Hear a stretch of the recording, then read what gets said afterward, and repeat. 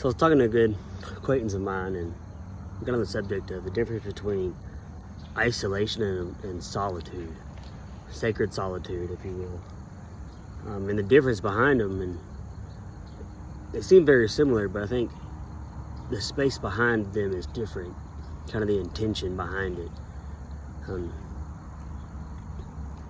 Isolation comes from a sense of avoidance, I believe, anyway. That's the way I think about it.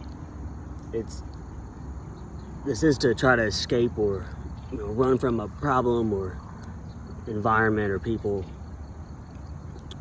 because it's overwhelming and it creates anxiety or something. So the thought of like out of sight, out of mind makes you think you might fix it, or that hopefully it'll fix itself or kind of go away or dissipate, when essentially that just builds up.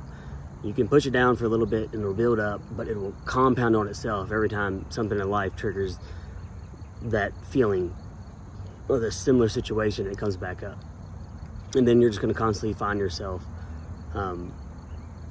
always kind of operating out of like a survival state or fight or flight, just because every time you turn around something else is going to almost trigger that.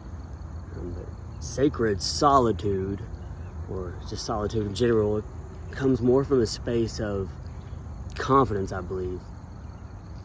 It's like an intended separation, because you know that you can trust yourself and learning to process, or giving your space time, or you're giving yourself time and space to process and kind of logically think through whatever problem or situation or just ideas that's on your mind. And I think sometimes the isolation part becomes almost natural, because we just grow up in a sense of, being around so many different people and trying to fit into everybody else's ideas, or people please, or align your thoughts with other people in a sense, just so that you can be accepted and I guess get along, or kind of learned that through school or wherever else.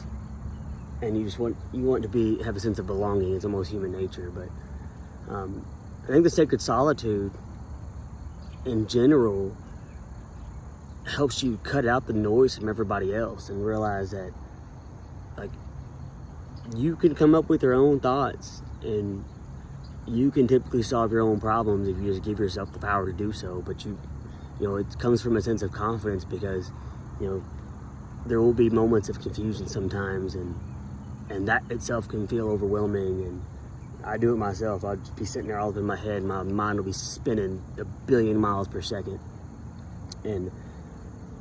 But just giving yourself the room and the space to kind of feel through that, and not be so quick to adopt or attach to everybody else's ideas or look for the answers like everywhere else, and just realize that giving yourself the space away from all the noise, with enough time, you'll kind of come up with a solution anyway. And then you'll realize that like the overwhelming feelings of it was nothing to be scared of. It was just feelings. It's not like it's going to kill you. But I think when we feel uncomfortable, we're so quick to try to avoid that and just change. And it's just something that we're taught, over the years. And feeling uncomfortable about thoughts, is almost an illusion in itself.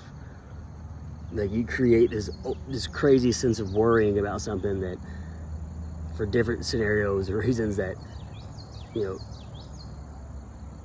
doesn't even necessarily like factor out in that same way. And half the time your worry about it is worse than the feeling of whatever you're scared of actually happening. So, and then if it does happen, you start the process all over again. So essentially you're just suffering twice. So you might as well just realize it, feel it, don't let that shit overwhelm you, think through it, give yourself the time to think through it. Quit being so quick to ask everybody's opinion for every little thing and run to everybody else for answers, when like we're some powerful human beings if you give yourself the space to find your own creative thought and get in your own head and kind of talk to yourself. It may seem a little crazy at first, but it works. Or I might be crazy, one of the two. But anyway, that's my food for thought for the day. I love these deep concepts, or something that makes me kind of go into like really depth, if you will. So if you have another question or topic that I can try to think on, feel free to throw that out there. I would love to think about some shit. I just like thinking. Anyway, hope you have a great Thursday. Gotta get ready for work. Peace.